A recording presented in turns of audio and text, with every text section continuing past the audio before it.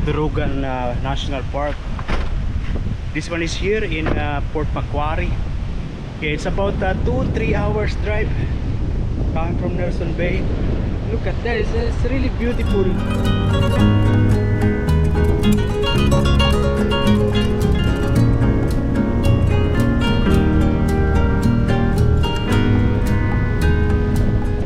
But it is really windy in here.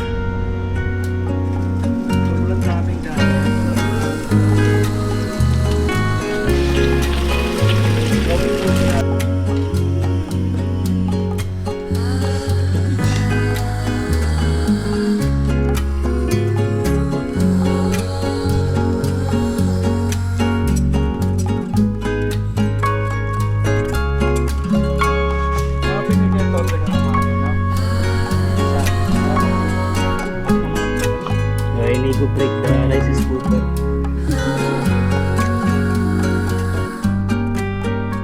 There is actually a walking trail going down, but yeah, we are not going to do that. It is going to be hours and hours to get down or to get back here.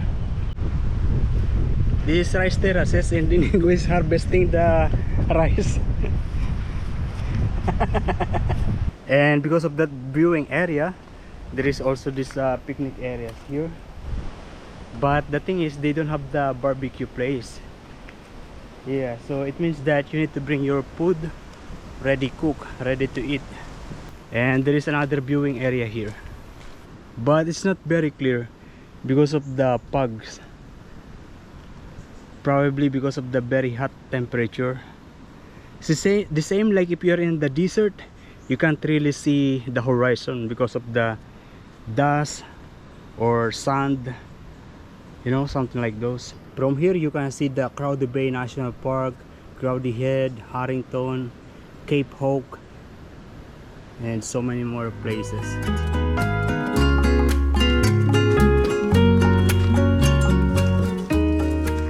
Yeah, another viewing area. I feel like there's no much people coming here, but this one is already the modern materials, you see. It's just that no so much people coming here. Inigo is sensitive, that's why he always put lotion, some other skin. But now I forgot. So then, Skin products. Okay, bye bye.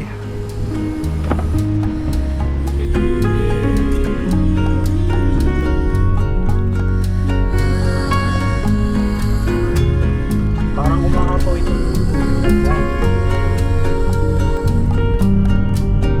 Ilang buwan pa bago maging kulay brown yan. Ganda mo.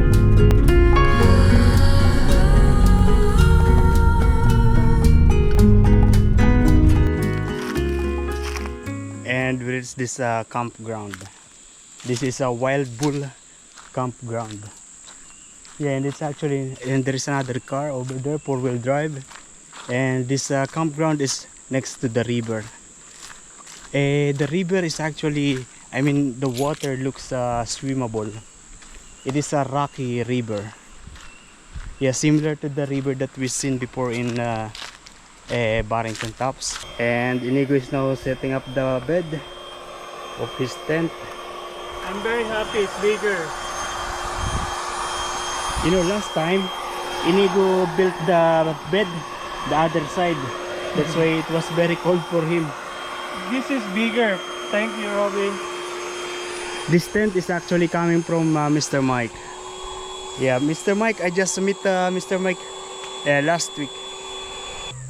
So basically there is a pump connected to this yeah, here, connected to the power inverter. Yeah, this is how small this tent, because this tent is designed for kids.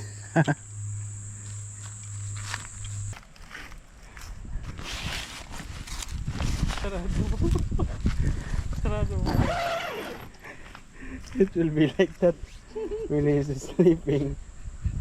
It's okay, there will be no mosquito.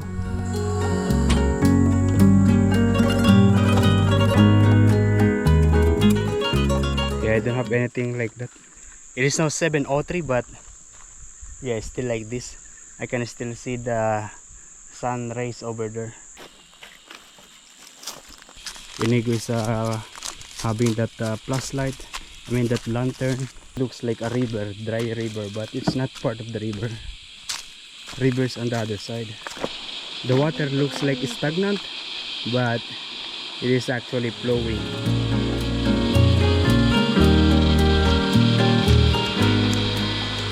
This water is swimmable because it is visible what is on the bottom there. It's not scary. It's not there is crocodile. No crocodile. Yeah, actually no crocodile here in New South Wales. Crocodile is in Queensland. There is no dangerous animals here in Australia. There is no bear. There's no bear. No. Yeah, kangaroo. There's kangaroo, but kangaroo, they are not harmful. They are not dangerous. Kangaroos are friendly actually.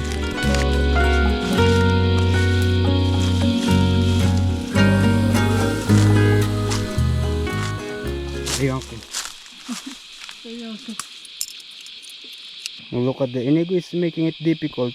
Not like this.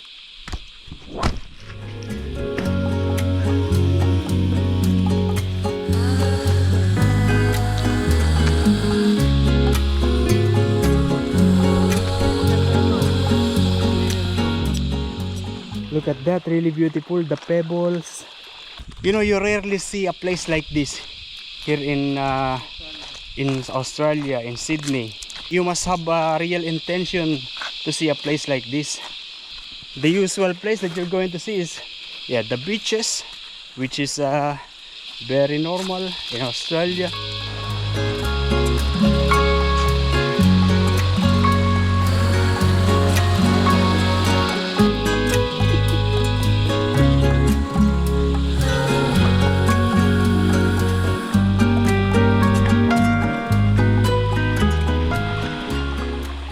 Yeah, and I am now here. Look at me, I will run all the way to that other side.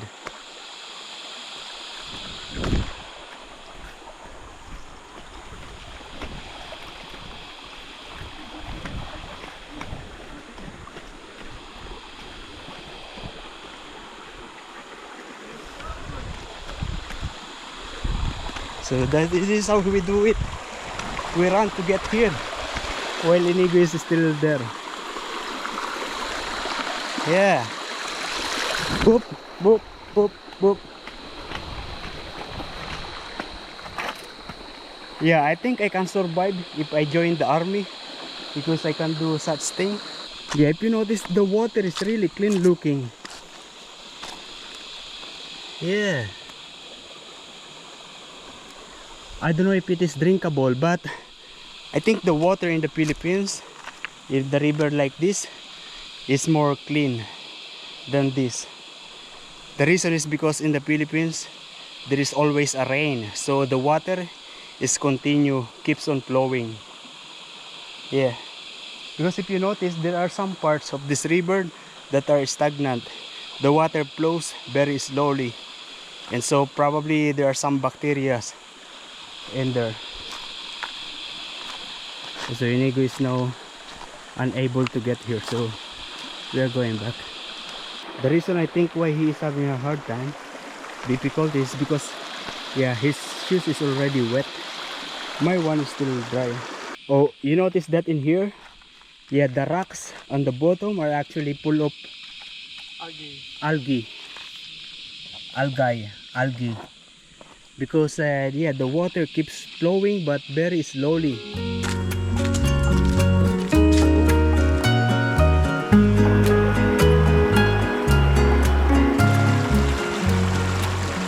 Inigo is going to swim with the hat.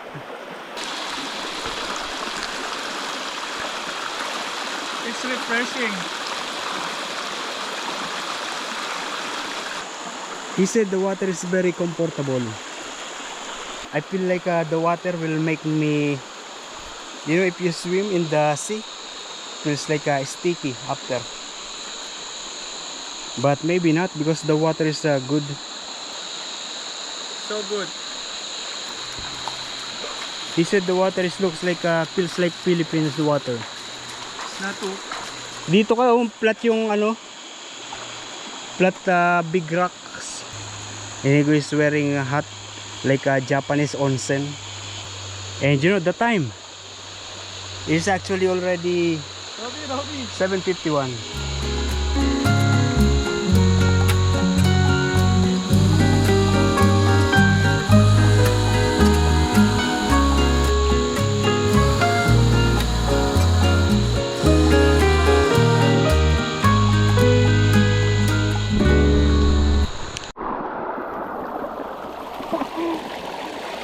And now it's my turn. I fell off.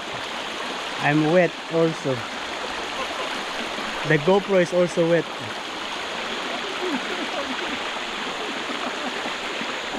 And now Inigo is laughing.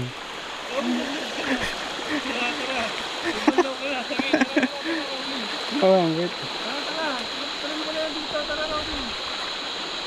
Ha? Hindi ako.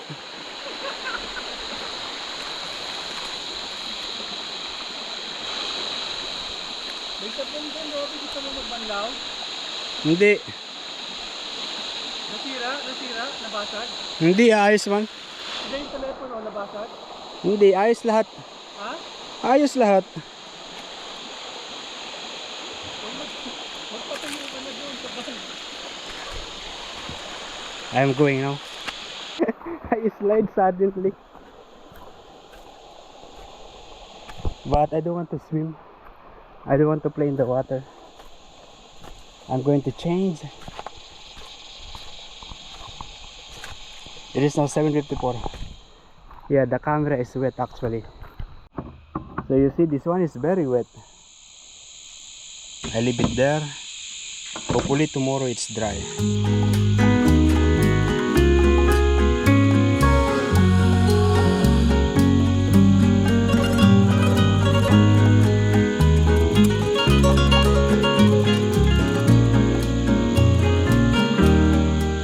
Happy with this. Cash.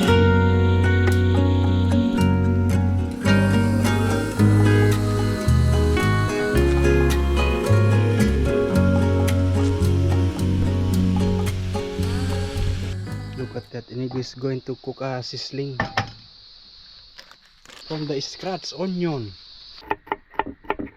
We'll be having chicken I marinate earlier, miso soup with some noodles in it, greens, and shomai. And I'm going to boil the water for this gravy for the sizzling.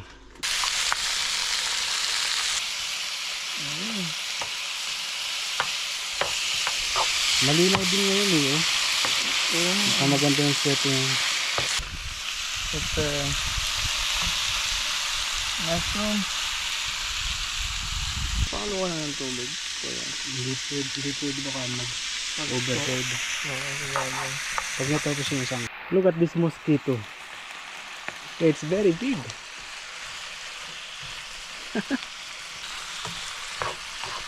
Gabi, ubusin natin ito. This soup.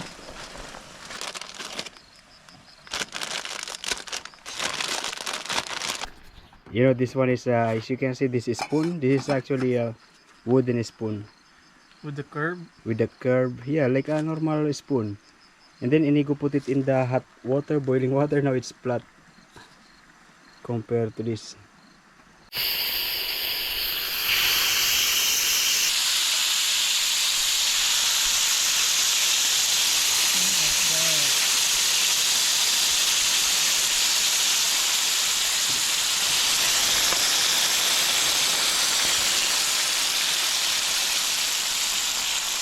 What is this, chef? Miso Noodles. soup with noodles and shomai and sizzling chicken With mushroom, onion, and with insect rice. the insect rice. We need to turn this off now. Okay na lang, no? Sarap ba? Delicious like the one that is cooked in the restaurant or in the house, not in camping. Usually the one that you cook in camping is missing some ingredients, but this is complete. Camping is not necessarily the most comfortable or the most delicious food. Yeah, not a good sleep, but yeah, it's the combination of everything: the journey, the travel, the scenery, yeah, the experience of camping. Sarap, Bobby. I don't want to drink water yet because I will get easily full. Why? Because the food is good? Yeah. Now soup, the noodle soup, delicious also.